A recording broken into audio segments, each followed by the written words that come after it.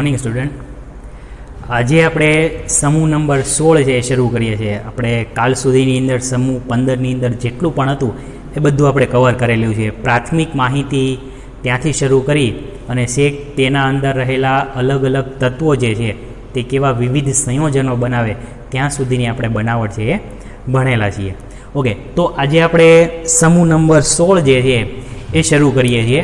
સમૂહ નંબર 16નું બીજું નામ શું કહેવાય એ પણ યાદ રાખજો, જેને ચાલ્કોજન સમૂહ કહેવામાં આવે. મેં તમને લેક્ચરની શરૂઆતમાં પણ જ્યારે પી બ્લોક આખું દોર્યું હતું ત્યારે તમને કીધું હતું કે સમૂહ નંબર 15 છે જેને નિકોજન કહેવામાં આવે, સમૂહ નંબર 16 જેને ચાલ્કોજન કહેવાય, સમૂહ નંબર 17 જેને હેલોજન કહેવાય અને સમૂહ નંબર 18 જેને કહીએ છીએ આપણે નિષ્ક્રિય. ઓકે, હવે પ્રશ્ન એ ઉદ્ભવે કે ચાલ્કોજનનું મિનિંગ શું થાય? આ કોઈ ઇંગ્લિશ વર્ડ નથી, કોઈ ગુજરાતી વર્ડ નથી, આ છે લેટિન અને ગ્રીક. મોસ્ટ ઓફલી આપણા પિરિયોડિક ટેબલમાં જે કંઈ નામ આવશે એ બધા કાં લેટિનમાં હશે ને કાં ગ્રીકની અંદર છે, કારણ કે આ જે બધા સંશોધનો કર્યા ને તે બધા સાયન્ટિસ્ટ કાં લેટિન ભાષામાંથી હતા અથવા તો ગ્રીક ભાષામાંથી હતા. ઓકે, તો ચાલ્કોજનનો મતલબ જે છે એ કોપરના ઓક્સાઇડ પરથી મળેલો છે.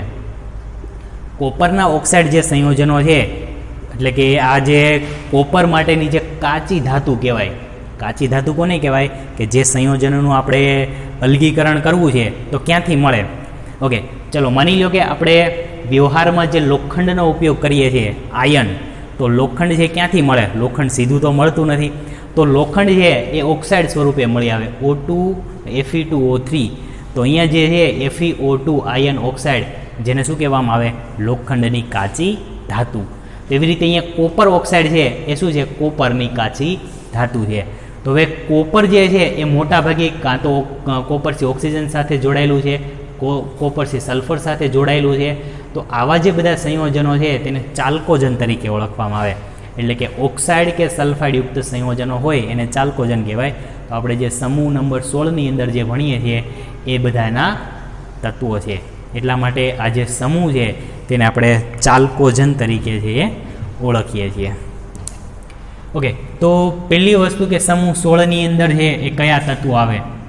તો શરૂઆત કરશું આપણે ઓક્સિજનથી. અહીંયા સમૂહ 16નું પહેલું તત્વ જે છે એ ઓક્સિજન હોવાને લીધે આ સમૂહને આપણે ઓક્સિજન સમૂહ અથવા તો પહેલું તત્વ ઓક્સિજન છે એટલા માટે ઓક્સિજન ફેમિલી તરીકે પણ ઓળખવામાં આવે. ઓક્સિજન પછી આવશે સલ્ફર, ત્યાર પછી આવશે સેલેનિયમ, ત્યાર પછી આવશે ટેલુરિયમ અને લાસ્ટમાં આવશે પોલોનિયમ. પરમાણુ ક્રમાંક તમારે યાદ રાખવાની જરૂર નહીં પડે, કારણ કે પરમાણુ ક્રમ યાદ રાખવા માટે મેં તમને મેથડ આપેલી છે, એક મેજિક નંબર આપણે દર્શાવ્યો હતો જેના આધારે તમે છે એ લખી શકો. ઓકે, તો તમારે છે આટલા તત્વો યાદ રાખવા પડશે: ઓક્સિજન, સલ્ફર, સેલેનિયમ, ટેલુરિયમ અને પોલોનિયમ. આટલા તત્વો આના અંદરથી આવે છે.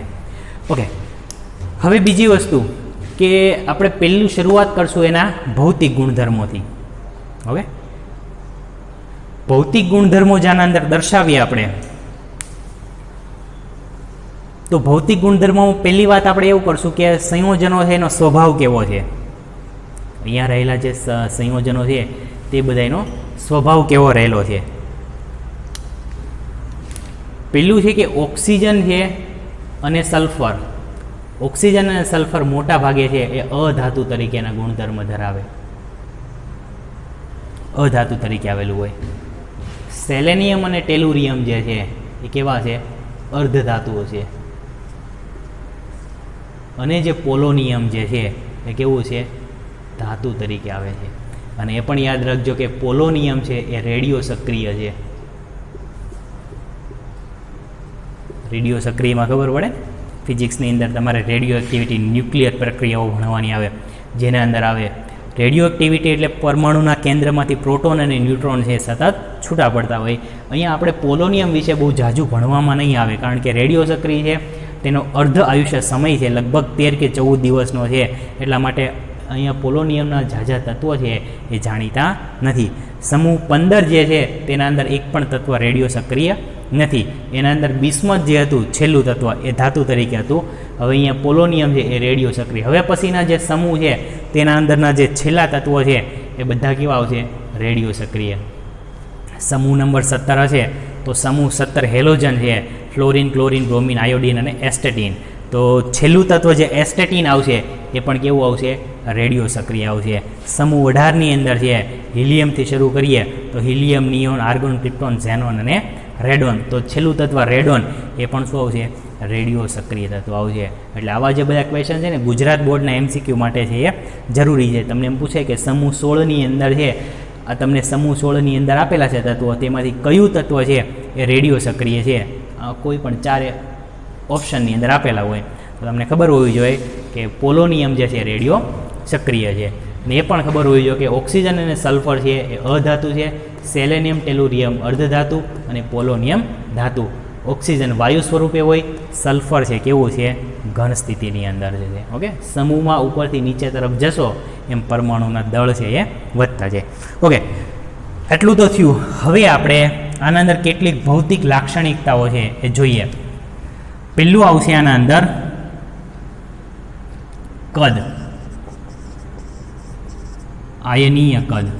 હવે ફરી પાછું આપણે જે શરૂઆતમાં 15માં સમૂહમાં, 16માં, 17માં કોઈ પણમાં ભણો એટલે આ બધી વસ્તુ કોમન આવે.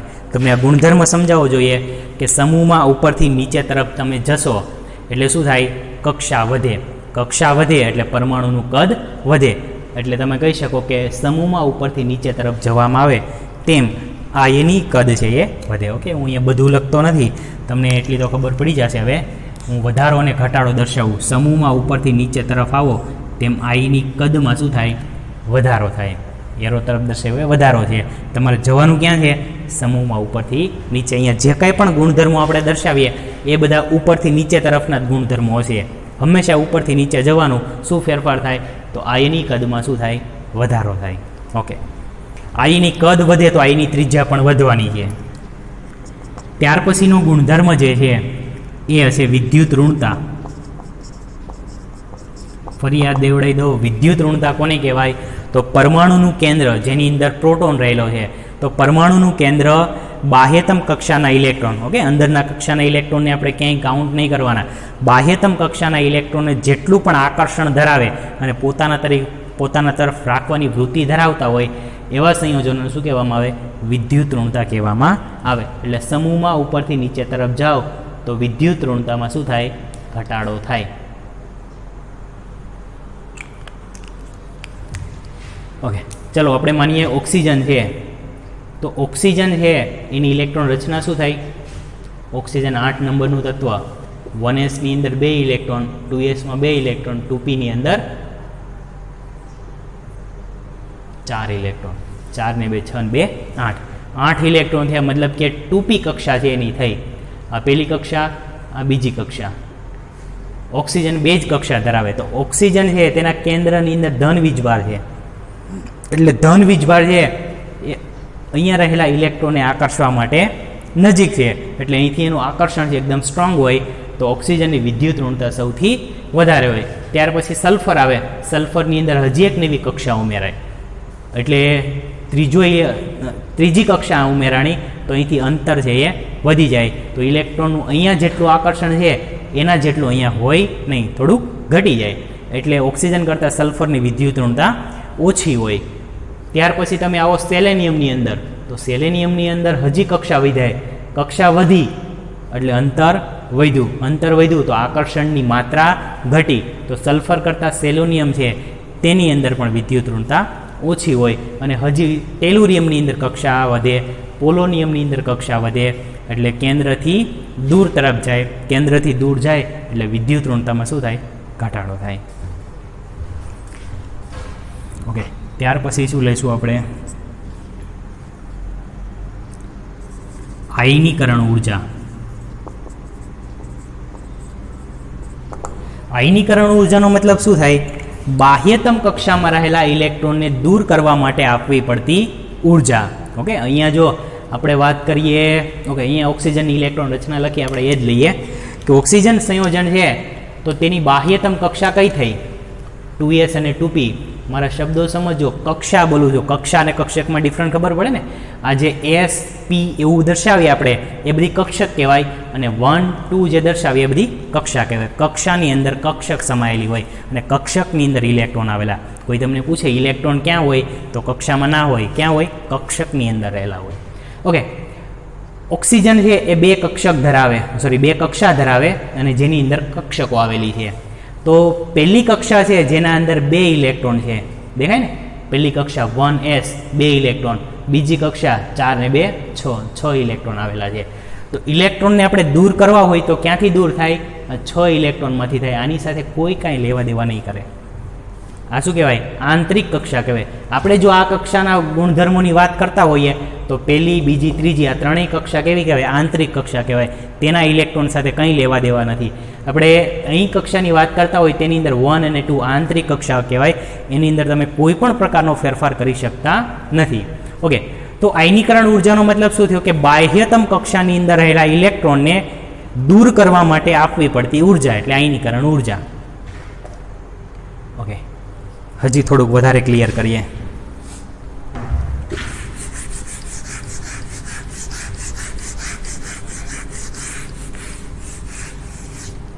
જો તમને એક વખત આયનીકરણ ઉર્જાનો મતલબ શું થાય એ ક્લિયર થઈ જાય તો તમે એસ વિભાગ, પી વિભાગ કે કોઈ પણ વિભાગની અંદર જે કોઈ પણ તત્વોની આયનીકરણ ઉર્જા નક્કી કરવી હોય તો તમે કરી શકો. ઓકે, આપણે લઈશું ઓક્સિજન 8 નંબરનું તત્વ. 1sની અંદર 2 ઇલેક્ટ્રોન હશે, 2sની અંદર 2 ઇલેક્ટ્રોન હોય, 2pની અંદર હશે 4 ઇલેક્ટ્રોન, 4 ને 2 6 2 8. ઓકે, આપણે વાત કરીએ છેલ્લી કક્ષાની અંદર તો એસની અંદર 2 ઇલેક્ટ્રોન આવેલા છે. પી કક્ષક જે છે જેમની અંદર 4 ઇલેક્ટ્રોન, એટલે 1 2 3 એન્ડ 4. આ ઇલેક્ટ્રોનની ગોઠવણી માટેના નિયમો છે. આઉફબાઉ, પૌલી અને હુન્ડ એણે દર્શાવેલું છે. એટલે આ 11th ચેપ્ટર નંબર 4 કે 5 કે 3ની અંદર આવે, આઈ થિંક, મને બહુ યાદ નથી. પણ આ જે છે ઇલેક્ટ્રોનની રચના છે એ બીજું ચેપ્ટર જે છે આખો બેઝ છે. તમારે 11-12ની અંદર તમે ઓર્ગેનિક ભણો, ઓર્ગેનિકમાં તો ભરપૂર માત્રામાં આપણે ઉપયોગ કરશું. પછી ઇનઓર્ગેનિક હશે તો પણ આવશે. એટલે જ્યાં જ્યાં સંકરણ કરવાનું થાય ત્યાં તમને છે એ ઇલેક્ટ્રોનની રચના આવડવી જોઈએ. ઓકે, તમને આ ખબર હોવી જોઈએ કે 1s પછી 2s આવે, 2s પછી 2p આવે, 2p પછી 3s આવે, પછી 3p આવે, 4s આવે, 3d આવે, 4p આવે. એ રીતે કક્ષકનો ક્રમ આવશે. ઓકે, હવે શું કરીશું આપણે? બાહ્યતમ કક્ષા એટલે 2p થઈ. 2s કરતાં 2p નજીક દૂર હોય. કેન્દ્રથી કક્ષા તો તમને ખબર છે 1 2 3 4 એ તરફ દૂર જાય, પણ કક્ષાની અંદર જે કક્ષકો હોય એ પહેલાં S હોય, પછી P હોય, પછી D હોય, પછી F હોય, પછી G હોય, પછી H હોય. ઓકે, એ રીતે આવે. ઓકે, તો P કક્ષક છે છેલ્લી કક્ષા થઈ. તો તેમાંથી આપણે ઇલેક્ટ્રોનને દૂર કરવું હોય તો પહેલાં ઇલેક્ટ્રોન હંમેશા યુગ્મીકરણ કરેલો હોય તેમાંથી જ દૂર થાય. સમજો વાત. ઇલેક્ટ્રોન તમારે જો અહીંયા ઓક્સિજનમાંથી 1 ઇલેક્ટ્રોન દૂર કરવો હોય તો ઇલેક્ટ્રોન તમે આ દૂર ના કરી શકો. અહીંયા જે યુગ્મીકરણથી જોડાયેલો છે એ જ ઇલેક્ટ્રોનને તમારે દૂર કરવો પડે. ઓકે, તો હવે તમે જો ઓક્સિજન છે 1 ઇલેક્ટ્રોન દૂર કરે તો ઓક્સિજન પર વીજભાર કેવો આવે? પ્લસ વીજભાર આવે. તો 2pની અંદર હવે રચના કેવી બને? 1 2 and 3 આવી રચના થઈ. તો અહીંયા રહેલા જે ઇલેક્ટ્રોન છે તેને દૂર કરવા માટે તમે જે ઉર્જા આપો એ ઉર્જાને શું કહેવામાં આવે? આયનીકરણ ઉર્જા કહેવામાં આવે. અને આયનીકરણ ઉર્જાની વેલ્યુ હંમેશા પોઝિટિવ હશે, કારણ કે તમે એને ઉર્જા આપો છો. બહારથી ઉર્જા આપીને ઇલેક્ટ્રોનને દૂર કરો, પોતાની મેળે ઇલેક્ટ્રોન દૂર કરતા નથી. એટલે આયનીકરણ ઉર્જાની કિંમત હંમેશા કેવી હોય? પોઝિટિવ હોય. ઓકે, ક્લિયર છે? હા, બીજી એક વસ્તુ સમૂહ 15 સાથે સરખામણી કરવામાં આવે. ઓકે, એ પછી પહેલાં આપણે એવું સમજીએ કે આવર્ત કોષ્ટમાં ડાબીથી જમણી તરફ જાઓ તેમ આયનીકરણ ઉર્જાની કિંમત વધે, એવું સમજ્યા આપણે. આવર્તમાં ડાબીથી જમણી તરફ જાઓ તેમ શું થાય? આયનીકરણ ઉર્જા વધે. એવું શું કામ થાય? આયની કદ સાથે સંબંધ ધરાવે. આવર્તમાં તમે જ્યારે ડાબીથી જમણી તરફ જાઓ તેમ કેન્દ્રની અંદર ધન વીજભારની માત્રા વધે. વાતને બરાબર સમજો. ડાબીથી જમણી તરફ જાઓ તેમ કેન્દ્રની અંદર ધન વીજભારની માત્રા વધે. નવી કક્ષા નથી ઉમેરાતી. આપણે આવર્ત કોષ્ટકનું વર્ગીકરણ કઈ રીતે કરેલું છે? સમૂહમાં ઉપરથી નીચે તરફ જાઓ તેમ નવી નવી કક્ષા ઉમેરાય, પણ આવર્તમાં તમે ડાબીથી જમણી તરફ જાઓ તો નવી કક્ષા ઉમેરાતી નથી. ફક્ત ઇલેક્ટ્રોન છે તે ઉમેરાતા જાય. કક્ષા તેની તે જ રહી. માની લો કે આપણે લઈએ લિથિયમ છે. સમૂહ નંબર 1 ની અંદર પહેલું તત્વ લિથિયમ, સમૂહ નંબર 1 આવર્ત નંબર 2, એટલે કે 2 કક્ષાઓ ધરાવે, પહેલી કક્ષા અને બીજી કક્ષા. તો તમે આવર્તમાં બીજાથી લઈ અને સેક ગમે ત્યાં સુધી જાઓ, મતલબ કે ઓક્સિજન આવી જાય તેના અંદર. ઓક્સિજનમાં જોયું ને આપણે 2 જ કક્ષાઓ છે, લિથિયમમાં પણ 2 જ કક્ષા છે. તો આવર્તમાં તમે ડાબીથી જમણી તરફ જાઓ તેમ નવી કક્ષા ઉમેરાતી નથી. કક્ષા નવી નથી ઉમેરાતી, પણ ધન વીજભાર તો વધે ને. જેમ પરમાણુ ક્રમાંક વધતો જાય તેમ ધન વીજભાર વધતા જાય, સાથે સાથે ઇલેક્ટ્રોન પણ વધતા જાય. એટલે ધન વીજભારની માત્રા વધે તો ઇલેક્ટ્રોન પ્રત્યેનું આકર્ષણ શું કરે? મજબૂત કરે ને. સમજાય વાત? ધન વીજભારની માત્રા વધતી જાય એટલા માટે ઇલેક્ટ્રોનનું આકર્ષણ છે વધારવાનું છે. ઇલેક્ટ્રોનની જે ડેન્સિટી છે એ કેન્દ્ર તરફ વધારે રહેલી હોય, એટલે કદ નાનું થવાનું. કદ નાનું થાય તો બંને વચ્ચેનું આકર્ષણ બળ છે એ કેવું વધે? મજબૂત થાય ને. આકર્ષણ બળ મજબૂત થાય તો ઇલેક્ટ્રોનને દૂર કરવા માટે તમારી ઉર્જા કેવી જોઈએ? વધારે જોઈએ ને. તમે બે ચુંબક સમજી લો, કોઈ બે ચુંબક એકદમ નજીક હોય તો તેને દૂર કરવા માટે તમારે એનર્જી વધારે લગાડવી પડે. પણ જેમ ચુંબક એકબીજાથી દૂર હોય તો તમે એને દૂર આસાનીથી કરી શકો. માની લો આટલા ડિસ્ટન્સ પર હોય તો તમારે વધારે ફોર્સ લગાડવું પડે નહીં, પણ એક્ઝેક્ટ માની લો કે આટલા ડિસ્ટન્સ પર હોય તો તમારે એને દૂર કરવા માટે વધારે ફોર્સ દાખલ કરવું પડે. સેમ તેના જેવું છે કે ધન વીજભારની અંદર, ધન વીજભારની પાસે જેમ ઇલેક્ટ્રોન જેટલો નજીક જોડાયેલો હશે તેમ તમારે એને દૂર કરવા માટે વધારે ઉર્જા આપવી પડે. એટલે એ કદ સાથે સંબંધિત છે કે આવર્તમાં તમે ડાબીથી જમણી તરફ જશો તેમ કદ ઘટે. કદ ઘટે તો ઇલેક્ટ્રોન કેન્દ્રથી નજીક તો દૂર કરવા માટે વધારે ઉર્જા જોઈએ. તો આયનીકરણ ઉર્જાનું મૂલ્ય ડાબીથી જમણી તરફ જાઓ તેમ વધે. આટલી વાર્તા સમજાણી? ઓકે, ચાલો હવે બીજું લઈએ. ઉપરથી નીચે તરફ જવાનું છે. હવે તમે સમૂહમાં ઉપરથી નીચે તરફ જાઓ એમ કદ વધતું જાય, થાય ને. નવી નવી કક્ષા ઉમેરાય. મેં હમણાં દોરી હતી કે ઓક્સિજન, સલ્ફર, સેલેનિયમ, ટેલુરિયમ અને પોલોનિયમ તરફ જાઓ એટલે નવી નવી કક્ષાઓ ઉમેરાતી જાય. નવી કક્ષા ઉમેરાય તો કેન્દ્રથી દૂર જાય. કેન્દ્રથી દૂર જાય તો તમારે એ ઇલેક્ટ્રોનને દૂર કરવા માટે ઓછી ઉર્જાની જરૂર પડે. સમજાય ને. કદ વિસ્તરણ થાય તો કેન્દ્રથી દૂર તો આકર્ષણ ઓછું હોય તો ઇલેક્ટ્રોનને દૂર કરવા માટે ઓછી ઉર્જા જોઈએ. એટલે કહી શકાય કે સમૂહમાં ઉપરથી નીચે તરફ જાઓ તમે તેમ આયનીકરણ ઉર્જાની કિંમતમાં શું થાય? ઘટાડો થાય.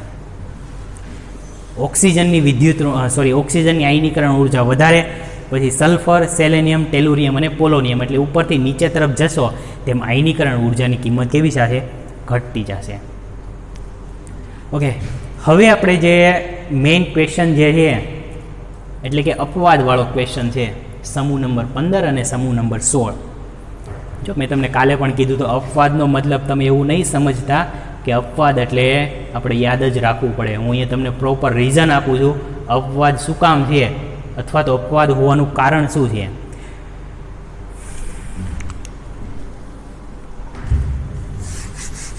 ઓકે, તમને આટલું ક્લિયર છે કે આવર્તમાં ડાબીથી જમણી તરફ જાઓ તો આયનીકરણ ઉર્જા વધે. હવે સમૂહ નંબર 15 અને સમૂહ નંબર 2 એટલે કે 16 આપણે બેની વાત કરીએ તો તમે આ ફંડામેન્ટલી એવું વિચારી શકો કે સમૂહ 15 કરતાં સમૂહ 16ના તત્વોની આયનીકરણ ઉર્જા વધારે હશે. આપણે હમણાં જ સમજ્યા કે ડાબીથી જમણી તરફ જાઓ આયનીકરણ ઉર્જા વધે, તો સમૂહ 15 પછી 16 આવે તો આની ઉર્જા વધુ હોવી જોઈએ ને. પણ વાસ્તવમાં સમૂહ 15ની વધારે છે. મોસ્ટ ઓફલી આવા ક્વેશ્ચન જ પૂછાય છે કે તમને ફંડામેન્ટલી તમે જેવું વિચારો એવું વાસ્તવમાં બનતું નથી. એ શું કામ નથી બનતું એનું પ્રોપર રીઝન છે, એટલે આપણે તેને અપવાદ કહીએ. ઓકે, ચાલો પહેલું તત્વ લઈએ આપણે નાઇટ્રોજન. સમૂહ 15નું પહેલું તત્વ શું છે? નાઇટ્રોજન છે. સમૂહ 16 જે છે તેનું પહેલું તત્વ છે ઓક્સિજન. ઓકે, હવે નાઇટ્રોજનની કન્ફિગ્યુરેશન આપણે દર્શાવીએ તો 1s ની અંદર 2 કન્ફિગ્યુરેશન એટલે electron Rachna 1s2, 2s2 and 2p3 થઈ ગયું ને. 2pમાં 3 ઇલેક્ટ્રોન. અહીંયા ઓક્સિજનની ઇલેક્ટ્રોન રચના દર્શાવે અહીંયા રહી 1sમાં 2, 2sમાં 2, 2pની અંદર 4. ઓકે, તો પ્રોબ્લેમ શું થયો? હવે તમે જોઈએ કે આપણે ઇલેક્ટ્રોનને દૂર કરવો છે તો એની ગોઠવણી કેમ છે. અહીંયા પી કક્ષકમાં 3 ઇલેક્ટ્રોન થયા. 3 ઇલેક્ટ્રોન અહીંયા જે પી કક્ષક રહેલી છે તેના અંદર 4 ઇલેક્ટ્રોન રહેલા છે.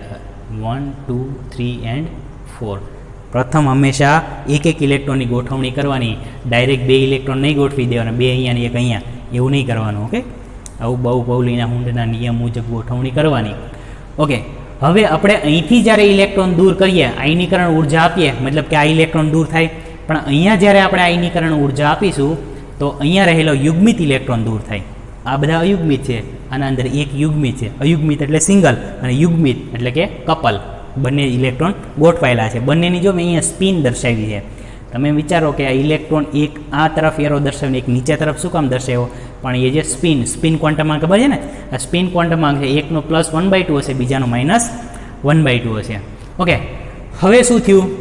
હવે એક નિયમ એવો છે કે ઇલેક્ટ્રોનની જે ગોઠવણી છે, એટલે જો કક્ષકમાં ઇલેક્ટ્રોનની ગોઠવણી જો પૂર્ણ હોય અથવા અર્ધપૂર્ણ ભરાયેલી હોય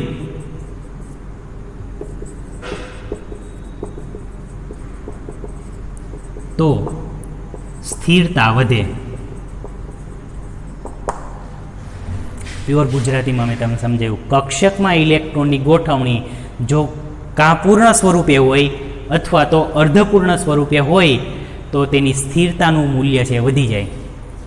અહીંયા જો અર્ધપૂર્ણ કક્ષક થાય ને, અર્ધપૂર્ણમાં ખબર પડે ને, આ પૂર્ણ રીતે તો ભરાયેલા છે પણ કેવા છે? અડધા ઇલેક્ટ્રોન. સમજાય?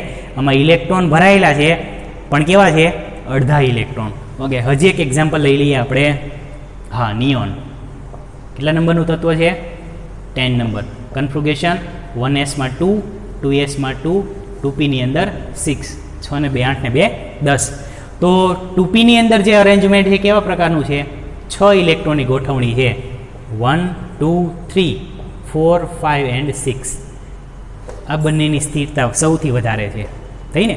અહીંયા પૂર્ણ ભરાયેલી કક્ષક છે, અહીંયા અર્ધપૂર્ણ રીતે ભરાયેલી કક્ષક છે. હવે આ બંનેની સ્થિરતા તો વધી જવાની છે, અહીંની સ્થિરતા છે ઓછી રહી. એટલા માટે અહીંયા જો સ્થિર છે, કોઈ પણ તત્વ જો સ્થિર હોય તો તમારે એને અનસ્ટેબલ કરવું હોય તો ઉર્જા વધારે જોઈએ. હવે પોતે ઓલરેડી અનસ્ટેબલ હોય તો એને તમારે વધારે અનસ્ટેબલ કરવામાં કંઈ તકલીફ પડે નહીં. તો અહીંથી જે ઇલેક્ટ્રોનને દૂર કરવો હોય તો અહીંયા ઇલેક્ટ્રોનને દૂર કરવા માટે જેટલી ઉર્જા આપો તેના કરતાં વધારે આપવી પડે. તો આ અપવાદનું કારણ છે કે હોવી જોઈએ આની ઉર્જા વધારે પણ છે આમની વધારે. એનું રીઝન શું છે? અર્ધપૂર્ણ ભરાયેલી છે એટલા માટે સ્થિરતા વધારે છે. સ્થિરતા વધારે છે તો આપણે ઇલેક્ટ્રોનને દૂર કરવા માટે વધારે ઉર્જા આપવી પડશે. ઓકે, તો અને બીજું કારણ એ પણ થઈ શકે, અહીંયા બે ઇલેક્ટ્રોન રહેલા છે. બે ઇલેક્ટ્રોન હોય તો ઇલેક્ટ્રોન સમાન વીજભાર ધરાવે ને, સમાન વીજભાર વચ્ચે શું થાય? અપાકર્ષણ થાય, એટલે આ ઝડપથી દૂર થઈ જાય. અહીંયા દૂર થાય નહીં. આ પહેલું રીઝન છે. ઓકે, તો એ તફાવત યાદ રાખો. અને આપણે આયનીકરણ ઉર્જામાં સમજ્યા કે ઉપરથી નીચે તરફ આવો એમાં આયનીકરણ ઉર્જામાં ઘટાડો થશે. ઓકે, હવે શું બાકી રહ્યું? આયની કદ આવી ગયું, વિદ્યુત ઋણતા, આયનીકરણ ઉર્જા અને હા એક બાકી રહ્યું ધાત્વિક ગુણધર્મ.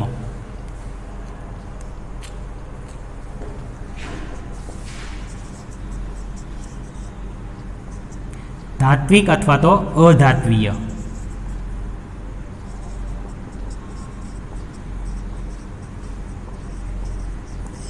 ધાત્વીય અધાત્વિક ગુણધર્મની અંદર આપણે એમાં પણ ભણેલા છીએ. સમૂહમાં ઉપરથી નીચે તરફ જાઓ તેમ ધાતુ ગુણધર્મમાં વધારો થાય અને આવર્તમાં ડાબીથી જમણી તરફ જાઓ તેમ અધાતુ ગુણધર્મમાં વધારો થાય. તો અહીંયા આપણે સમૂહમાં નીચે તરફ જઈએ એટલે ધાતુ ગુણધર્મ વધે ને.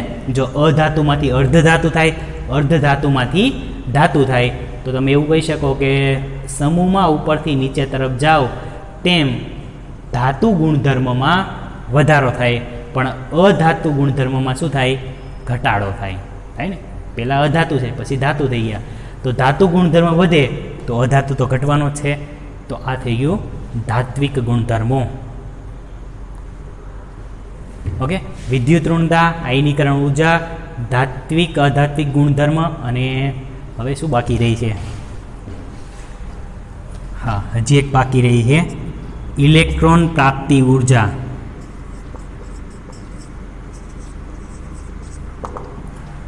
ઇલેક્ટ્રોન પ્રાપ્તિ ઉર્જા કોને કહીએ? આયનીકરણ કરતાં એકદમ ઓપોઝિટ છે. જેમ આયનીકરણ ઉર્જામાં આપણે ઇલેક્ટ્રોનને દૂર કરીએ છીએ, પણ ઇલેક્ટ્રોન પ્રાપ્તિકરણ ઉર્જામાં આપણે શું કરીએ છીએ? ઇલેક્ટ્રોન પ્રાપ્તિકરણ ઉર્જા જે છે એના અંદર આપણે કોઈ સમૂહને ઇલેક્ટ્રોન આપીએ છીએ. મેં તમને પહેલા લેક્ચરની અંદર આની ડેફિનેશન આપેલી હતી કે કોઈ પણ સંયોજનની અંદર છે ઇલેક્ટ્રોન દાખલ કરીએ ત્યારે ઉર્જામાં ફેરફાર થાય. અહીંયા મેં કેમ સ્પેસિફિક શબ્દ યુઝ કર્યો કે આયનીકરણ ઉર્જા હંમેશા પોઝિટિવ. આયનીકરણ ઉર્જા તમે મતલબ કે ઇલેક્ટ્રોનને દૂર કરો એટલે ઉર્જા આપવી જ પડે. પરંતુ અહીંયા ઇલેક્ટ્રોન જો તમારે પ્રાપ્ત કરવું હોય તો એવું જરૂરી નથી કે તમારે ઉર્જા છે એ મુક્ત જ કરે. ઉર્જા ઘણી વખત છે એ આપવી પણ પડે. એવું શું કામ બને? ઓકે, તો ઇલેક્ટ્રોન પ્રાપ્તિકરણ ઉર્જાનું જે મૂલ્ય છે એ કોના સાથે સંબંધિત છે? ઓકે, તમને એક એક્ઝામ્પલ આપું. આ બાહ્યતમ કક્ષાના કેટલાક ઇલેક્ટ્રોન છે.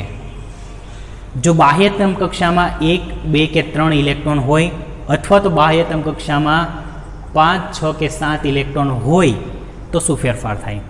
આપણે ધન આયન ઋણ આયનમાં ભણ્યા હતા કે અષ્ટકના નિયમનું પાલન કરે. અષ્ટકના નિયમનું જો પાલન કરે તો બાહ્યતમ કક્ષામાં 1, 2 કે 3 ઇલેક્ટ્રોન હોય તો તેને ઇલેક્ટ્રોન અષ્ટક પૂરું કરવા માટે કાં તો 7 ઇલેક્ટ્રોન, 6 ઇલેક્ટ્રોન કે 5 ઇલેક્ટ્રોનની જરૂર પડે. રિપીટ કરું, 1, 2, 3 જો બાહ્યતમ કક્ષામાં ઇલેક્ટ્રોન હોય તો તેને અષ્ટક પ્રાપ્ત કરવું હોય તો જો 1 હોય તો 7 ઇલેક્ટ્રોન જોઈએ, જો 2 હોય તો 6 ઇલેક્ટ્રોન જોઈએ, જો 3 હોય તો 5 ઇલેક્ટ્રોન જોઈએ, ત્યારે અષ્ટક પૂરું કરે. અથવા તો બીજી પોસિબિલિટી એવી છે કે જો એ 1, 2 કે 3 ઇલેક્ટ્રોન ગુમાવી દે તો એ તો સરળ થાય ને. 1 ઇલેક્ટ્રોન ગુમાવે તો અષ્ટક પ્રાપ્ત કરે, અથવા તો 7 ઇલેક્ટ્રોન મેળવે તો અષ્ટક પ્રાપ્ત કરે. હવે તમે મને કહો કયું સરળ પડે? ઓબ્વિયસલી 1 ઇલેક્ટ્રોન ગુમાવી દે, 7 મેળવે એના કરતાં 1 ઇલેક્ટ્રોન ગુમાવી દે. તો હંમેશા જેની બાહ્યતમ કક્ષામાં 1, 2 કે 3 ઇલેક્ટ્રોન આવતા હોય એ મોટાભાગે કેવો ગુણધર્મ ધરાવે? ઇલેક્ટ્રોન ગુમાવવાનો. એના કરતાં વિરુદ્ધ જેની બાહ્યતમ કક્ષામાં 5, 6 કે 7 ઇલેક્ટ્રોન આવતા હોય તો એ જનરલી શું કરે? ઇલેક્ટ્રોન મેળવવાનો ગુણધર્મ ધરાવે. એટલે કે 7 ઇલેક્ટ્રોન હોય તો 1 ઇલેક્ટ્રોન મેળવીને સ્ટેબલ થઈ જાય, 7 ઇલેક્ટ્રોન ગુમાવીને સ્ટેબલ ન થાય. ઓકે, એના માટે ઉર્જા વધારે જોઈએ. એટલે જે ઓછું પડે એ જ આપણે કરશું. ઓકે, તો જેની બાહ્યતમ કક્ષામાં 5, 6 કે 7 ઇલેક્ટ્રોન હોય તો ઇલેક્ટ્રોન મેળવવાનો ગુણધર્મ ધરાવે. અહીંયા જે સમૂહ આપણો છે તેની બાહ્યતમ કક્ષામાં 6 ઇલેક્ટ્રોન છે. ઓકે, આપણે સામાન્ય ઇલેક્ટ્રોન રચના પણ લખીએ. અને સામાન્ય ઇલેક્ટ્રોન રચના બનશે NH2NP4. મતલબ કે બાહ્યતમ કક્ષામાં 6 ઇલેક્ટ્રોન છે. તો 6 ઇલેક્ટ્રોન હોવાને કારણે 2 ઇલેક્ટ્રોન મેળવે. 2 ઇલેક્ટ્રોન મેળવે તો ઉર્જા મુક્ત કરે. ઠીક છે, 2 ઇલેક્ટ્રોન મેળવશે એટલે પોતાની ઉર્જા મુક્ત કરે. કારણ કે માઇનસ વીજભાર હોય ત્યારે શું થાય? અનસ્ટેબલ હોય. 2 ઇલેક્ટ્રોન મેળવે એટલે સ્ટેબિલિટી પૂરી કરે, સ્થિર થઈ જાય. તો આપણે એવું સમજીએ કે ઇલેક્ટ્રોન પ્રાપ્તિ ઉર્જા છે એ આવર્તમાં ડાબીથી જમણી તરફ જાઓ તેમ વધારે ઋણ થતી જાય. થાય ને? જો 5 ઇલેક્ટ્રોન હોય તો તેને નવા 3 મેળવવા પડે, 6 ઇલેક્ટ્રોન હોય તો નવા 2 મેળવે, 1 ઇલેક્ટ્રોન હોય તો 1 જ મેળવે. એટલા માટે જેમ તમે આવર્તમાં ડાબીથી જમણી તરફ જશો તેમ ઇલેક્ટ્રોન પ્રાપ્તિકરણ જે ઉર્જા છે તેની કિંમત કેવી થાય? વધુ ને વધુ ઋણ થતી જાય. ઋણ તો હોવાની પણ કેવી? વધારે ઋણ. ધાતુ સંયોજનોની અંદર ઇલેક્ટ્રોન દાખલ કરવા છે એ થોડાક મુશ્કેલ છે. એટલા માટે એની આયનીકરણ ઉર્જાની કિંમત બહુ રેર કેસમાં હોય છે, એ ઓછી હોય. પણ વાત કરીએ સમૂહ નંબર 18ની અંદર, તો સમૂહ 18ના તત્વો જે છે તેની ઇલેક્ટ્રોન રચના કેવી છે? ઓકે, જો અહીંયા રહ્યા નિયોન. નિયોનની ઇલેક્ટ્રોન રચના સ્થિર થઈ ગઈ ને. હવે તમારે અહીંયા જો નવો ઇલેક્ટ્રોન દાખલ કરવો હોય તો ક્યાં કરવો? આની પાસે જગ્યા જ નથી. જગ્યા નથી એટલા માટે નવો ઇલેક્ટ્રોન દાખલ ક્યાં થાય? એની પછીની કક્ષક. એટલે 2s 2p પછી કઈ આવે? 3s કક્ષક આવે. તો જો આખો ક્રમ બદલી ગયો. અહીંયા 2 હતો એને બદલે શું થયું? 3 થઈ ગયું. એટલે એક આખી કક્ષા વટી અને પછી તમારે જવું કક્ષા વટાવવી પડે. શબ્દ સમજે ને? કક્ષા વટાવવી પડે. ઓકે, તો આના માટે તમારે ઉર્જા મુક્ત નહીં કરવી પડે, પણ શું કરવું પડશે? ઉર્જા આપવી પડશે. એટલે આ પણ એક વસ્તુ યાદ રાખજો કે ઇલેક્ટ્રોન પ્રાપ્તિકરણની ઉર્જાની કિંમત હંમેશા છે એ ઋણ ન હોય. ક્યારે ઋણ હોય? આવા સંયોજનો હોય 1 થી 17ની અંદર ઋણ હોય અને તમે ડાબીથી જમણી તરફ જાઓ તેમ શું થાય? વધારે ઋણ થાય. પણ જો સમૂહ નંબર 18 હશે ત્યારે તેની અંદર કિંમત કેવી છે? વધારે ધન હશે. ધન હોવાને કારણે આપણે છે એ શું સમજીએ કે ઇલેક્ટ્રોન રચના પૂરી થઈ ગઈ, એટલે નવો ઇલેક્ટ્રોન ઉમેરી શકતા નથી. ઓકે, એટલું સમજાણું. હવે આપણે સમૂહમાં વાત કરીએ કે સમૂહમાં ઉપરથી નીચે તરફ જાઓ તેમ શું થાય, ધાતુ ગુણધર્મ વધે. હવે ધાતુ સંયોજન ઇલેક્ટ્રોન મેળવે નહીં, એટલે ઇલેક્ટ્રોન પ્રાપ્તિની કિંમતમાં શું થાય, ઘટાડો થાય. થાય ને ઘટાડો. અધાતુ એટલે કે ઓક્સિજન ઇલેક્ટ્રોન મેળવે તો ઉર્જા મુક્ત કરે. સલ્ફર, સેલોનિયમ, ટેલુરિયમ અને પોલોનિયમ ધાતુ ગુણધર્મ વધે તો અહીંયા શું થાય, ઇલેક્ટ્રોન પ્રાપ્તિકરણની ઉર્જાનું મૂલ્ય કેવું થાય, ઓછું ઋણ થાય, અથવા તમે કહી શકો ઘટાડો. ઓકે, શબ્દ વાપરજો, ઓછું ઋણ થાય. અહીંયા શું થાય, ઉપરથી નીચેથી ઉપર જેમ વધારે ઋણ થાય અને ઉપરથી નીચે તરફ આવો એમ શું થાય, ઓછું ઋણ થશે. ઓકે, તો આટલા આપણા ભૌતિક ગુણધર્મો છે. હા, અને બીજું એક સામાન્ય ટોપિક છે, આપણે ચર્ચા કરી લઈએ, પ્રાપ્તિ સ્થાનનું. પ્રાપ્તિ સ્થાન મતલબ કે આ સંયોજનો છે એ ક્યાંથી મળે. પોલોનિયમ છે રેડિયો સક્રિય છે એટલે એનું પ્રમાણ બહુ આંશિક હોવાનું. એવી રીતે સેલેનિયમ, ટેલુરિયમ અને પોલોનિયમ એ તત્વો છે બહુ ઓછા પ્રમાણમાં મળશે. સૌથી વધારે પ્રમાણમાં મળશે ઓક્સિજન અને સલ્ફર. તમને ખબર છે કે ઓક્સિજન છે એ મોટા ભાગે વાતાવરણની અંદર રહેલો હોય. આપણા પૃથ્વીના વાતાવરણની અંદર 21% જેટલો ઓક્સિજન O2 સ્વરૂપે આવેલો છે. બાકીનો ઓક્સિજન છે એ કેટલીક ધાતુ અધાતુ સાથે ઓક્સાઇડમાં છે. દાખલા તરીકે કોપર ઓક્સાઇડ છે, આયર્ન ઓક્સાઇડ છે. ટૂંકમાં આપણે મોટાભાગની ખનિજ જે છે એ બધી કેવી હોય, ઓક્સાઇડ સ્વરૂપે હોય. કાર્બન ડાયોક્સાઇડ સાથે ઓક્સિજન સંકળાયેલો હોય, કાર્બન ટ્રાયોક્સાઇડ સાથે સંકળાયેલો હોય, નાઇટ્રોજન ઓક્સાઇડ સાથે, તો વગેરે રીતે ઓક્સિજન છે એ મળી આવે છે. બીજું નાઇટ્રેટ ક્ષાર હોય, સલ્ફેટ ક્ષાર હોય તો તેના અંદર પણ ઓક્સિજન હોય. અને બીજું સલ્ફર છે તો સલ્ફર મોટાભાગે અગ્નિકૃત ખડકો હોય ને તેના અંદર મળી આવે. અને બીજું જે સલ્ફર છે એ સલ્ફેટ અને સલ્ફાઇટ અને સલ્ફાઇડ આયનની અંદર મળી આવે. તમે સાંભળ્યું છે જે લસણ હોય, લસણની અંદર સલ્ફાઇડ હોય તો એ જે છે તે ત્યાંથી મળી આવે. અને બીજું સૌથી જાણીતું જે સંયોજન છે એ છે મેગ્નેશિયમ સલ્ફેટ અને બીજું છે કેલ્શિયમ સલ્ફેટ. બે સંયોજનો છે જેની અંદર સલ્ફરનું પ્રમાણ વિશેષ પ્રમાણમાં આવે. જો કેલ્શિયમ સલ્ફેટ જે છે તેની સાથે બે પાણીના અણુ જોડાયેલા હોય તો આને કહેવામાં આવે જીપ્સમ. સામાન્ય નામ છે એટલે યાદ રાખજો. કેલ્શિયમ સલ્ફેટ સાથે બે પાણીના અણુ જો સંકળાયેલા હોય તો તેને કહેશું જીપ્સમ. પણ એવી રીતે મેગ્નેશિયમ સલ્ફેટ હોય તો MgSO4, હા, આની સાથે આઈ થિંક 7H2O હશે તો આને કહેવાય ઇપ્સમ. આ ઇપ્સમ છે, આ જીપ્સમ છે. જીપ્સમનો ખાતર તરીકે ઉપયોગ કરવામાં આવે. ઓકે, તો જીપ્સમની અંદર બે પાણીના અણુઓ છે, ઇપ્સમની અંદર 7H2O છે. ઓકે, તો અહીંયા જે મોટાભાગે ઓક્સિજન અને સલ્ફરનું પ્રમાણ છે એ મળી આવે. બાકી સેલેરિયમ, ટેલુરિયમ છે મોટાભાગે ઓક્સાઇડ સ્વરૂપે પણ પ્રમાણ કેવું છે, બહુ ઓછું છે. અને પોલોનિયમ છે રેડિયો સક્રિય છે એટલે એનું પ્રમાણ સૌથી ઓછું હોવાનું, કારણ કે એનો અર્ધાયુષ્ય સમય પણ ઓછો છે એટલે કોઈ બીજા સંયોજનની અંદર છે પરિવર્તન થઈ જતું હોય. ઓકે, અહીંયા આપણે ભૌતિક પ્રોપર્ટી બધી પૂરી થઈ ગઈ છે. હવે આપણે ઓક્સિડેશન અને એ વગેરે જેવા મતલબ કે રાસાયણિક ગુણધર્મો શરૂ કરવા પણ આજના લેક્ચરમાં આપણે નહીં કરી શકીએ. ઓકે, કાલે આપણે શરૂ કરશું. પણ એ પહેલાં મારે તમને એક ક્વેશ્ચન એ પૂછવાનો હતો. ઓકે, કાલે આપણે સમૂહ નંબર 15 જે ભણ્યા તેના અંદર આપણે હેલાઇડ સંયોજન વિશે ભણ્યા હતા. MX3 અને MX5 આ બે પ્રકારના હેલાઇડ છે એ સમૂહ નંબર 15 બનાવે. હવે આમાં એક જી નીટની અંદર કે ગુજકેટમાં ક્વેશ્ચન પૂછાયેલો છે એટલે તમને યાદ કરાવું છું. MX3 કે MX5 પૈકી કયું સંયોજન છે એ સૌથી વધારે સહસંયોજક સ્વભાવ ધરાવે? પ્રશ્ન સમજો. MX3 કે MX5, અથવા તમને એમ પૂછવામાં આવે કે +3 કે +5 ઓક્સિડેશનાંકવાળા સમૂહ 15ના સંયોજનની અંદર શેના અંદર સૌથી વધારે સહસંયોજક સ્વભાવ છે એ ધરાવે? ઓકે, આવડે તો સોલ્યુશન કરજો. એના માટે હું કાલે તમને એક થિયરી ભણાવીશ જે સ્પેસિફિક તમારા NCERTના સિલેબસમાં નથી, JEE નીટ માટેનો ટોપિક છે એટલે હું ભણાવીશ. અને એના પહેલાં પણ તમને બંધના પ્રકાર ખબર હોવી જોઈએ. જો એ ખબર હશે તો થિયરી સમજાય, થિયરી જે હું કાલે ભણાવી એ સમજાય તો તમને આ સમજાશે. ઓકે, એટલે ફરી વખત જો એ ખબર ન હોય તો 11થના ચેપ્ટરમાં ફરી પાછા જવાનું છે અને VSEPR સિદ્ધાંત તમારે ભણવાનો રહે છે. કાલે હું કેટલાક બેઝિક ફંડામેન્ટલ કાલે ક્લિયર કરાવી દઈશ, એ પછી આપણે પેલી થિયરી છે એ ભણીશું. Okay, thank you. અને હા, બીજું તમારું હોમવર્ક જે છે એ આજનું આ હોમવર્ક છે એ રહેશે સમૂહ નંબર 16ના તત્વોના ભૌતિક ગુણધર્મો. એ તમારું આજનું હોમવર્ક છે. Okay, thank you.